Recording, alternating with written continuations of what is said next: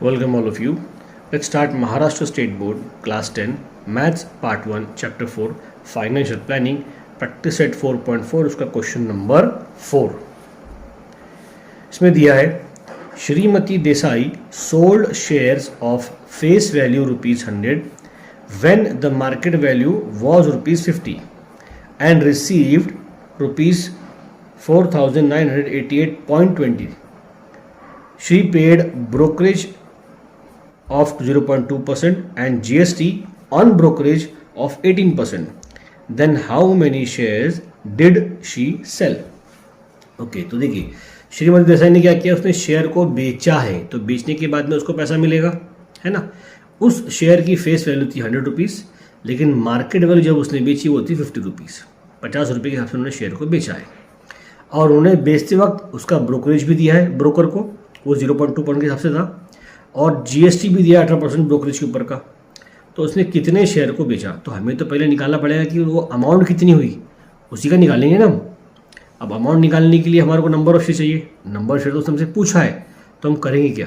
तो देखिए एक उसमें ट्रिक है, ये जो अमाउंट उसको मिला है, ये जो अमाउंट उसके हाथ में आया है, जितने भी शेयर थे उस शेयर के ऊपर जीएसटी लगा होगा, अमाउंट के ऊपर सारा अमाउंट मिला करके उस अमाउंट पे ब्रोकरेज लगा, ब्रोकरेज के ऊपर जीएसटी लगा, है ना। तो ये जो अमाउंट है ये सारे के सारे शेयर के ऊपर ब्रोकरेज और जीएसटी देने के बाद मिला है। अगर मैं ये पता कर लूँ कि एक शेयर के ऊपर कितना जीएसटी और कितना ब्रोकरेज दिया गया है, तो मैं उस शेयर को इससे डिवाइड कर दूँ, क्योंकि सेलिंग प्राइस का फॉर्मूला होता है selling price is equals to number of share into selling price of each share, यानी selling price of all share is equals to number of share multiply selling price of each share. तो इससे हम number of share निकाल सकते हैं। देखिए हम करेंगे कैसे। यहाँ पर सबसे पहले लिख लीजिए, यहाँ हमको दिया क्या क्या है, जो गिवन डेटा हम उसको पहले लिख लेंगे। तो हमारे पास फेस वैल्यू है ₹100, मार्केट वैल्यू है हमारे पास में ₹50, और जो टोटल अमाउंट रिसीव हुआ है, टोटल अमाउंट रिसीव्ड वो कितना है हमारे पास में, ₹4,988.20। ठीक है। फिर हमारे पास हमको दिया गया है रेट ऑफ ब्रोकरेज वो है 0.2%। फिर हमको दिया है रेट ऑफ जीएसटी वो है 18%। ओके। तो अब और हमको निकालना है number of share. Number of share is to question mark. तो सबसे पहले हम क्या करेंगे, हम सबसे पहले निकाल लेंगे कि हमारा ब्रोकरेज कितना बनता है। हम पहले ब्रोकरेज निकाल लेंगे। तो ब्रोकरेज का जो फॉर्मूला है, या उसको से ब्रोकरेज ऑन ईच शेयर कर दो, उसको ब्रोकरेज ऑन ईच शेयर। तो ब्रोकरेज लगता है मार्केट वैल्यू के ऊपर, तो rate of brokerage multiply by market value. तो रेट ऑफ ब्रोकरेज कितना है 0.2%, तो अपॉन में आ जाएगा 100 मल्टीप्लाई बाय ₹50, है ना। तो पॉइंट क्या है, 0 बढ़ जाएगा, 0 से 0 कट, 5 1 जा 5 2 जा 10, 0 एज इट इज, 2 1 जा 2 10 जा 20। तो 0.1 आएगा, क्योंकि देखो 1 है अपॉन में 10, 1/10 का मतलब क्या होता है, जब 0 हटेगा तो पॉइंट लग जाएगा।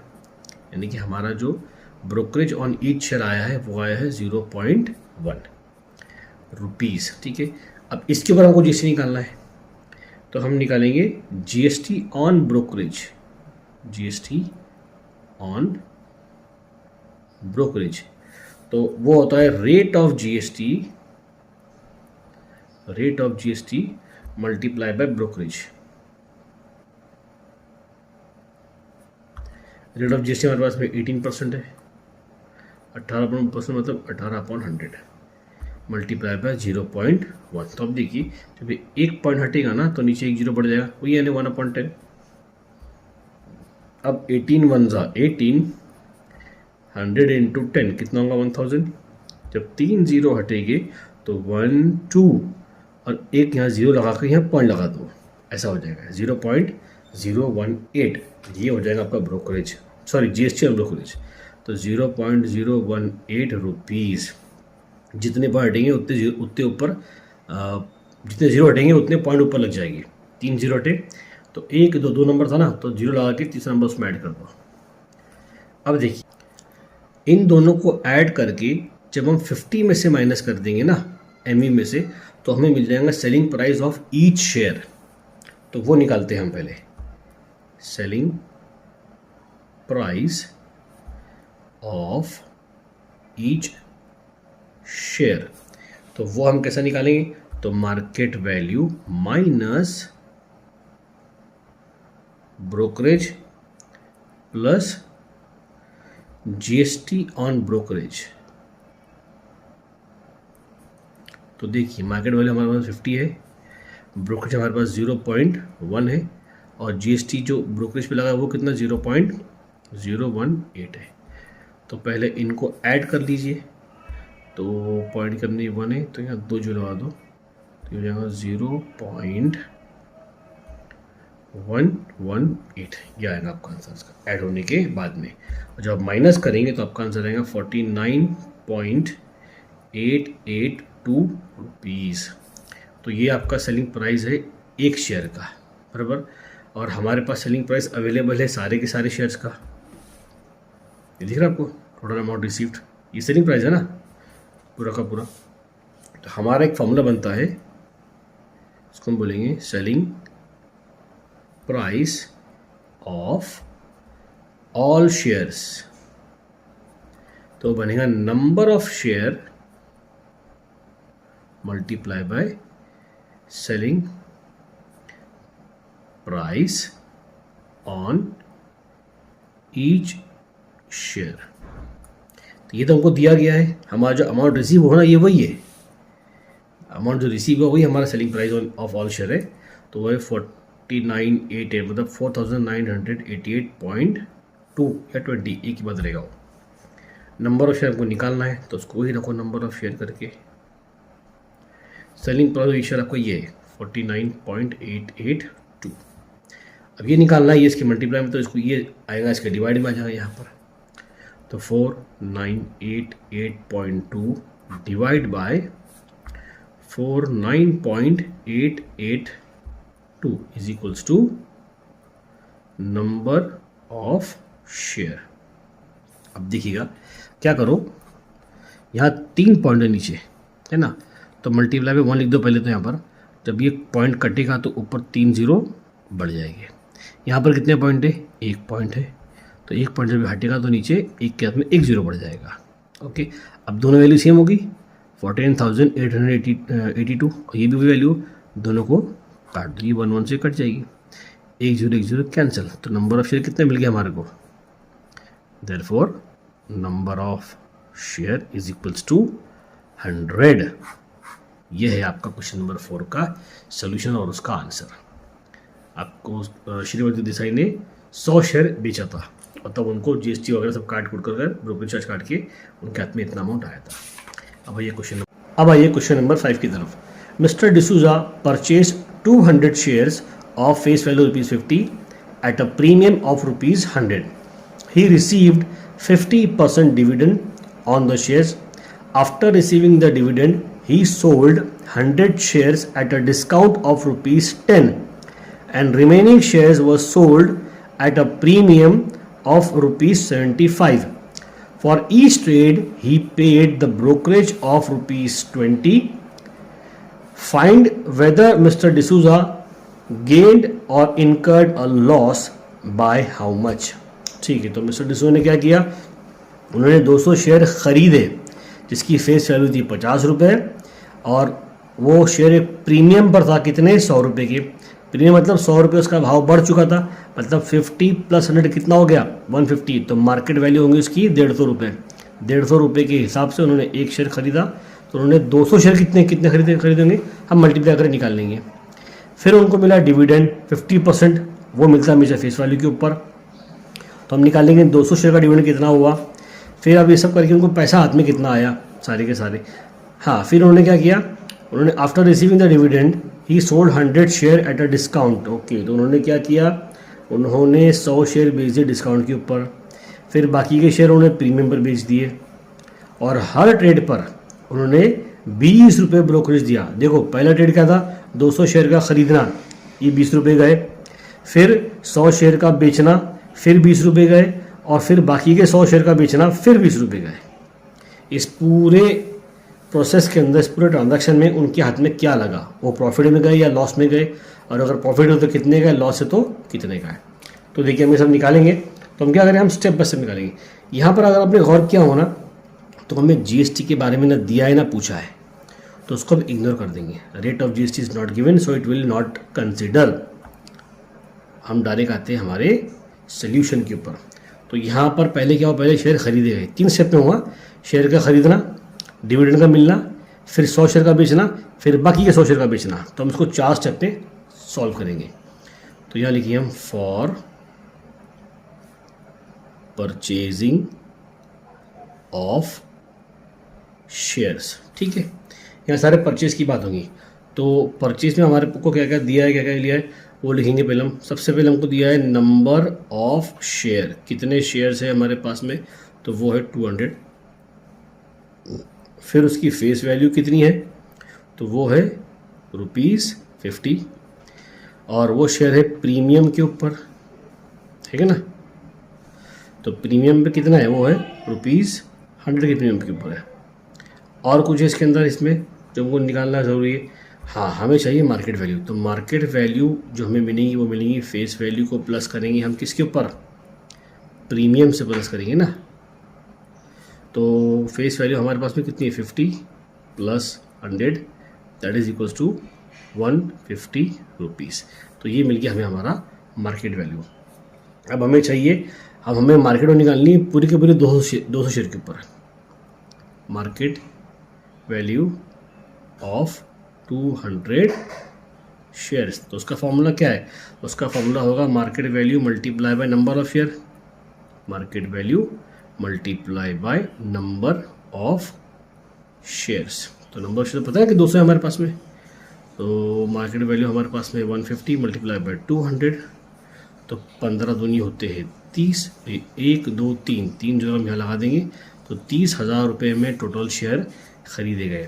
लेकिन अभी एक चीज़ बाकी है इसके अंदर, वो चीज़ क्या है, उसे 20 रुपये का ब्रोकरेज भी देना है। तो अब जो वो शेयर खरीदेंगे ना, तो ये तो उन्होंने अमाउंट पे किया है, ये तो शेयर वालों को जाएगी जिसका शेयर था। अब जो टोटल अमाउंट कितनी पेड करेंगे, वो पेड करेंगे ये 20 रुपये के साथ ऐड करके, तो उसको हम बोलेंगे परचेजिंग अमाउंट या परचेस अमाउंट। तो परचेस अमाउंट जो उनका निकलेगा वो आएगा मार्केट वैल्यू प्लस ब्रोकरेज। तो ये हमारे पास में है, इसे अगर मार्केट वैल्यू ऑफ 200 शेयर कर दो उसको, ऐसा कर दो उसको, तो 30,000 + 20 that will be equal to 30,000 20 रुपये। तो इतना पैसा उनका खर्चा होगा शेयर खरीदने के लिए। अब उन्होंने क्या किया, अब उनको मिला डिविडेंड। तो अब हम बात करेंगे डिविडेंड, तो हम निकालेंगे फॉर डिविडेंड। तो डिविडेंड मिलता है हमें फेस वैल्यू के ऊपर, है ना। तो रेट ऑफ डिविडेंड कितना है हमारे पास में, रेट ऑफ डिविडेंड, तो ज़रा देखिए वो है हमारे पास में 50%, दैट इज़ 50%। उसके बाद में हमारे को क्या दिया गया है, हमारे को क्या, हमको कुछ निकालना है, अमाउंट कितनी मिली चाहिए, ये तो इतना है, तो फेस वैल्यू 50% निकालना है हमारे को। तो अब देखिए नंबर ऑफ शेयर भी हमारे पास, नंबर ऑफ शेयर 200 है ना। तो पहले क्या करो, पहले निकालो amount dividend receive on each share, dividend received on each share, पहले हम ये निकाल लेंगे। तो उसके लिए हमको चाहिए नंबर ऑफ शेयर, नहीं उसके लिए हमको नहीं चाहिए, उसके लिए हमको क्या करना पड़ेगा, 50% of face value, 50% of face value. तो ये होता है 50/100 मल्टीप्लाई बाय 50, 0 से 0 कट, 0 से 0 कट, 5 5 25 रुपीज़, तो एक शेयर पर 25 रुपये मिले। तो अब लिखेंगे हम डिविडेंड रिसीव्ड ऑन 200 शेयर, तो वो आएगा number of share multiply bye dividend receive on each share. तो नंबर ऑफ शेयर हमारे पास में 200 मल्टीप्लाई बाय 25 रुपये एक शेयर पर, 25 दूनी 50 और 2 0, तो इतना 5,000 रुपये उनको मिलेगी। ये उनको हाथ में आई, उनका प्रॉफिट है, ठीक है। अब मिस्टर डिसो ने क्या किया, उन्होंने शुरू के 100 शेयर बेच दिए, तो हम लिखेंगे यहाँ पर फॉर सेलिंग फर्स्ट 100 शेयर। तो अब इसमें देखो, इसमें मार्केट वैल्यू क्या है सबको देखना पड़ेगा। तो पहले तो ये चीज़ है डिस्काउंट के ऊपर चल रही है, डिस्काउंट कितना है, डिस्काउंट है यहाँ पर ₹10 का। अब डिस्काउंट हमें मिलता है फेस वैल्यू के ऊपर, याद रखना ये चीज़, डिस्काउंट हमें फेस वैल्यू पर, तो ये हमारा पैसा कम हो जाएगा।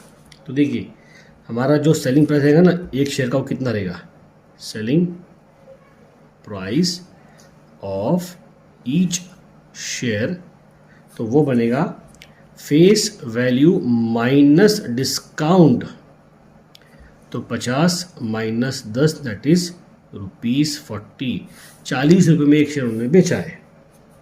अब हमें क्या निकालना है, हमें निकालना है selling price of 100 share, selling price of 100 share. तो number of share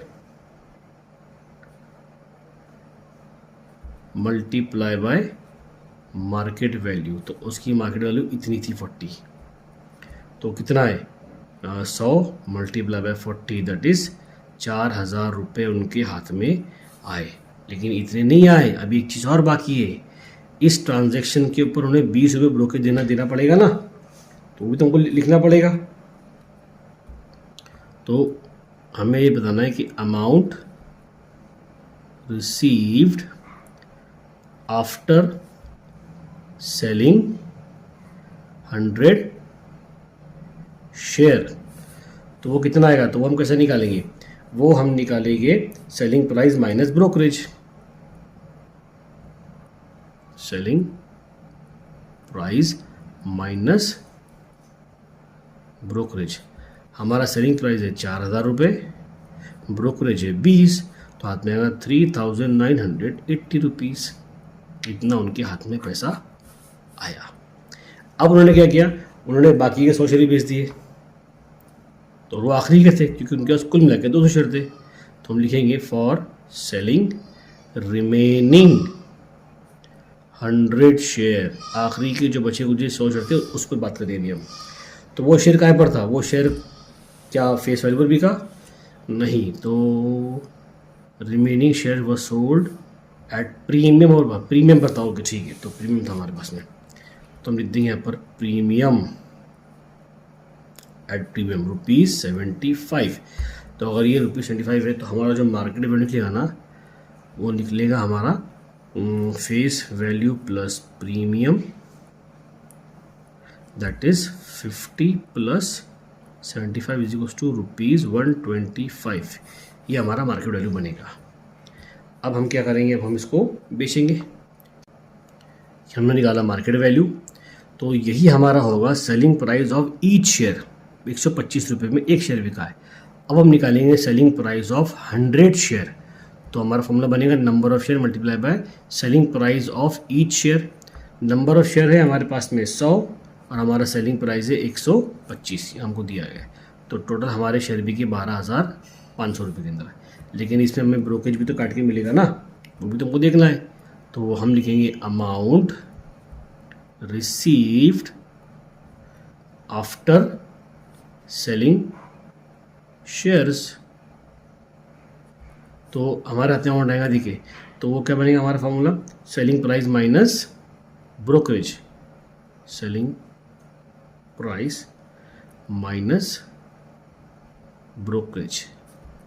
selling price हमारे पास में 12,500 माइनस 10 रुपये, सॉरी 20 रुपये, तो हमारे पास में आएगा 12,480 रुपये।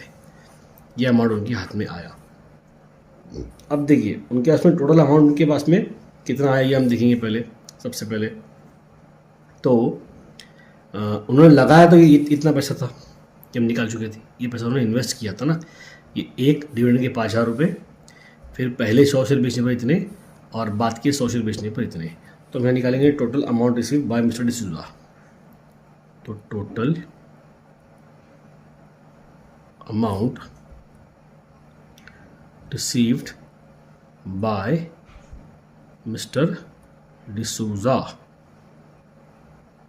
तो अमाउंट कितना है, पहला मिला उनको 5,000 रुपये, बाद में मिला उनको 3,980 रुपये और आखिरी में उनके हाथ में आया 12,480 रुपये। इन सबको अगर आप ऐड करेंगे तो आपको मिलेगा 21,460 रुपये। ऐड करने के बाद में इतना अमाउंट टोटल उनके हाथ में आया है।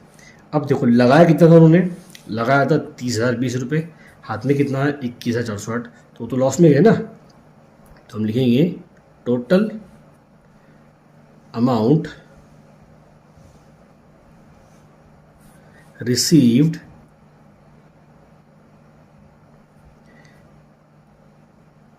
is less than total amount invested। जितना पैसा हाथ में आया वो कम था जितना पैसा लगाया उससे, तो वो क्या है, वो लॉस में गए। Therefore mister D'Souza incurred loss, उन्हें नुकसान उठाना पड़ा। कितना उठाना पड़ा, तो वो हम निकालेंगे amount invested minus amount received. तो इन्वेस्ट उन्होंने किया था 30,020 रुपये और हाथ में आया 21,460 रुपये, तो उन्हें लॉस उठाना पड़ा है 8,560 रुपये का। ये था उनका कुल मिला के लॉस। तो यहाँ पर हमारा प्रैक्टिस सेट 4.0 का 5वां क्वेश्चन खत्म हो रहा है और यहाँ हमारा प्रैक्टिस सेट 4.4 भी खत्म हो रहा है। नेक्स्ट वीडियो में हम प्रॉब्लम सेट स्टार्ट करेंगे।